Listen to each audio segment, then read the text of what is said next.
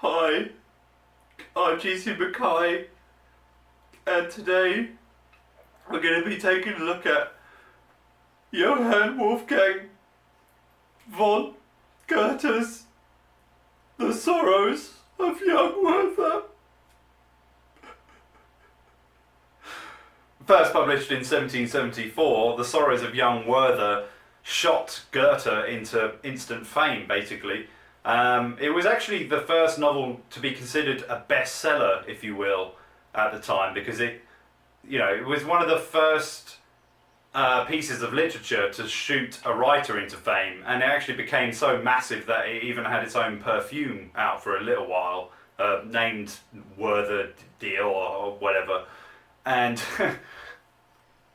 and it actually inspired a lot of copycat endings, if you will. I'll try not to spoil it too much, but yeah, it was one of the kind of, not only was it one of the first kind of bestsellers of its era, for at least for Germany anyway, it was also the first epistolary novel, which is, if you don't know, a novel that's basically told through letter form, and that was the first German novel to do so as well. And yeah, Goethe's, although Faust, I would argue, is probably easily his most famous, especially in terms of how long or how well known it is even today, because you've seen stuff about Faust without even really knowing about it. You know, the whole deal with the devil and the kind of the circle to kind of go into other dimensions and shit like that. That's all from Faust. So, but The Sorrows of Young Werther was what really put him into kind of literary fame. And although it's difficult with Goethe because he was so, he did basically everything. He was a bit of a kind of Leonardo da Vinci of his kind of era, I suppose. And yeah, it's got a very fascinating story around it, really. And I'll start with a kind of basic summary of it. So obviously we've got Werther. He's a guy who's just kind of moving around. He moves to this kind of fictionally named place that I can't remember the name of, but I know it's not real. So, and at the beginning he describes the fact that he left this girl called Leonora, I think, and she said she was declaring her love for him and all this kind of stuff, and so he decided to let's get the fuck out of here. And so basically he's always telling this story through letter form, as I mentioned. He's writing to a friend called Wilhelm, and he's just kind of telling him about his life and things like that. So he moves to this place and he's always describing the scenery, and he basically, because this novel inspired the kind of romantic era, especially for literature, that it's all kind of, it's a little bit wish-washy in moments, but I think really at that kind of period in time, people wanted something that a bit more emotional in some kind of sense. So they wanted to feel everything in a kind of, to put it in a layman's terms, if you know what I mean. And that's kind of Werther down to a T, really. He's very emotional and he's got an artistic leaning, for sure. He doesn't really know what he wants to do with himself. And of course, once the scenery and whatnot gets a bit dull, he decides to go to this ball that he hears about, and then he meets and basically falls for, straight away, this woman called Charlotte, who, interestingly enough, is actually completely based off someone Goethe actually fell for, someone buff, I think it was. And instead of just calling her Charlotte most of the time, she's referred to as Lot. And she's a kind of virgin mother figure in a lot of senses, that her own mother's dead. Sorry, I'm a little bit drunk. Her own mother's dead, and so basically Charlotte looks after these 9 siblings that she's got, and Werther just takes a massive, he's infatuated with her from the off. He dances with her. He realizes they've got a lot in common. They talk about the same kind of art and literature, a poem, especially I think by Ossian, and he wants to, obviously get in there with her, but until he realizes that she's engaged to a man 11 years her senior called Albert, and this basically thrusts him into a kind of an emotional turmoil. he tries to kind of get along with it and not lose his mind over it all. But as the letters go on, his emotional stance basically just he's not in a good shape throughout it at all.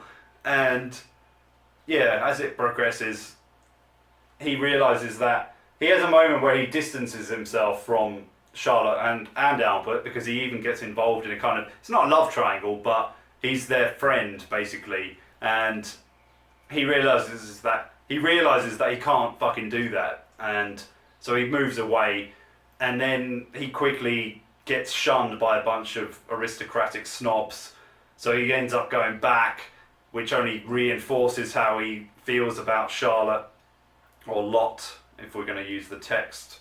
And yeah, basically, if you haven't seen it, I'm about to spoil it, so go away. Then he basically realises that it's either him, Albert, or Charlotte. He knows he's not strong enough to kill anyone, so he dupes Albert into, or more Charlotte, into giving him pistols, and then he shoots himself in the fucking head, and he doesn't get it right, so he ends up bleeding to death or something for about 12 hours before he actually dies. And then the editor takes over the story, and it kind of explains a bit about after he's dead basically, or just before actually. I think he explains that as well, because the letters just stop. So, and yeah, that's it really. There isn't much of a plot. It's more about the kind of characterization of Werther, and because it's an epistolary novel, or Goethe chose it this way, he only shows what Werther writes to his friend Wilhelm. You don't see any replies whatsoever. The only intrusions come from the editor, which is a little bit at the beginning, kind of describing how he tried to accumulate all the documents and all that kind of stuff. I mean, that kind of stuff is very good for duping you into thinking it's real. It's kind of, it adds layers, it's kind of like how Shakespeare would add a play within a play and stuff like that, so you kind of feel like you're part of the play because you're watching a play within it, kind of thing. And yeah, I mean, maybe I mentioned Shakespeare a little bit because Werther's very Hamlet-esque a lot of the time. He's very, he doesn't know what to do, he's always in turmoil and despair, and yeah, that kind of leads to his downfall really. Towards the latter side of it, he does turn into a bit of a selfish prick, because he's just so obsessed with how he feels about this lot, but he completely disregards how everyone else feels, and he's just concentrating on himself, and his kind of self-destruction is, ticked off right at the end really, because he doesn't see any way out of it. The novel actually inspired something called the storm and stress kind of genre of its time, which basically are novels that kind of deal with the kind of emotional turmoil of human beings, and they kind of, although the rational way of thinking is a good one, that really, because we're emotional creatures, the emotions always win out and cause us to behave in kind of ridiculous ways. It's a very semi-autobiographical piece as well, which Goethe actually kind of cursed after it became so famous, because it kind of inspired a lot of copycat suicides, and because they would find, I don't know how many bodies, but quite a few, and wearing what Werther wears. He wears something like yellow trousers and a kind of blue tailcoat and all this kind of stuff. And yeah, they found quite a few bodies dead in that manner, with a copy of fucking the Sorrows of Young Werther lying by their side. So I think that did lead it to get banned in a couple of countries, maybe Norway, somewhere like that. And because it actually it was almost like a proponent of the kind of romantic movement in literature. And Goethe, because he moved on from these works, or this work in particular, he kind of actually ended up saying something like, the romantic movement is just sick, or is everything that is sick. Which is quite fascinating really, especially considering it's basically a confessional piece from him. Of course, it being fiction, I'm pretty damn certain he made up quite a bit, but he did actually have a friend that did kill himself because of this kind of similar storyline. And mixing that with his own infatuation with another girl, which is personal to him, that's how he birthed the novel. It was revised later in 1787. I think he kind of stretched it out a little bit. He didn't really change Werther's story. It was more to do with the kind of subplots going on. A lot of the time, rain will kind of descend down. I mean, this is a massive thing around this era. I'm not really sure why. I guess it was just the best way to kind of show, and it probably is very biblical as well, that, you know, whenever a kind of sudden bad moment happens, that's when you get all the rain and shit coming down, and, you know, the not really foreshadowing, just kind of more mirroring the kind of symbolism with, you know, for the inner turmoil. It's like, oh, it's raining in my heart. And although this was originally recommended to me by a friend, I'd actually forgotten about it for a while, and it was when I was reading Frankenstein that I was reminded of it, because Frankenstein's monster actually steals a copy of it, or he obtains a copy of it somehow.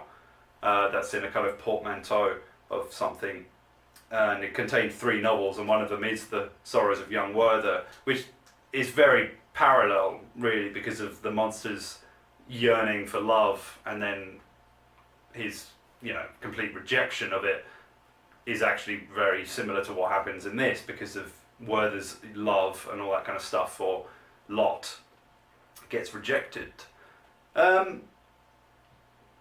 My only slight complaints, I suppose, now, I think it's because I think this novel's fucking cool. I do really, I think it's a great read, and I think it's an interesting style, the way it's written as well. There's something to be said. I'm surprised there hasn't been any major novels that have only just been emails, or, you know, a series of text messages, or maybe a mixture of all that kind of stuff, because it would be quite a fascinating way of doing it. I know there's been a few movies that have focused solely on, like, Skype and, you know, FaceTimes and stuff like that, and there's been a couple that have been quite alright, nothing like outstanding, but yeah, it surprises me there hasn't been any novels. There probably has been some written, but none that I've heard of. And I do find it an interesting way to kind of tackle those novels. My only mild complaint is he does come across as a whiny little bitch at times, and although a lot of people would look at it as like, oh, this, like, you know, there's romanticism bollocks, I actually kind of see it more as he's mentally ill. Like, a lot of the time, because he knows she doesn't reciprocate his feelings towards her, yet he puts himself through such torture and such kind of self-destructiveness, is that he kind of seems like he's just asking for it a lot of the time. So I found it a little bit tricky to really sympathise with him, because he becomes so self-orientated and narcissistic in a sense of his own misery, that you kind of get a little bit sick of it at the same time. Which I still find interesting. I still liked Werther, but at the same time I still found him, like, he was very human. You know, because of his own infatuation, he does become completely egotistical about the whole thing. And then that does, as it goes on as well, it becomes more and more so, that he's not even, like, asking Wilhelm how he is and stuff like that. It's just all him, and he doesn't really give a fuck about how anyone else feels during the whole piece. So yeah, that's about it, really. The Sorrows of Young Werther. He does, for me, if you're going to go into it, don't expect it to really hit home, I suppose, at the beginning anyway. You have to get used to the kind of flowery language and the kind of over-expressiveness of it all. But once you do, it is quite a fascinating read, and I think anyone can really relate to, you know, feeling something for someone that they don't really give a shit, or they just don't, it's, you know, unrequited love and all that kind of stuff.